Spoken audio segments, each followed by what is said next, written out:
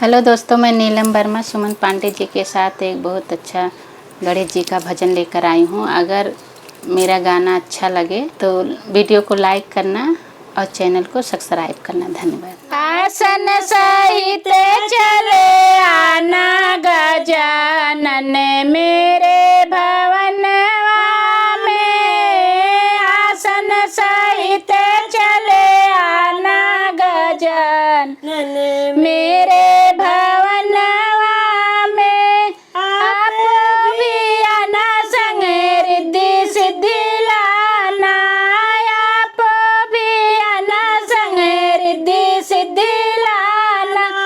शुभ लाभ लाना साथ गजानन मेरे भवनवा में। शुभ लाभ लाना साथ गजानन मेरे भवनवा में। आप भी आना संग शंकर जी को लाना, आप भी आना संग शंकर जी को लाना।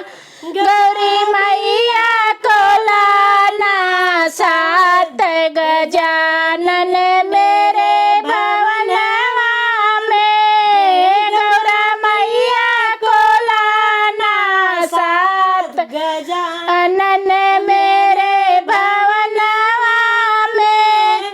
आप भी आना संग विष्णु जी को लाना, आप भी आना संग विष्णु जी को लाना। लक्ष्मी मैया को लाना साथ गजानन मेरे भवनवा में। लक्ष्मी मैया को लाना साथ गजानन मेरे भवनवा में। आसन सहित चले आना गजानन मेरे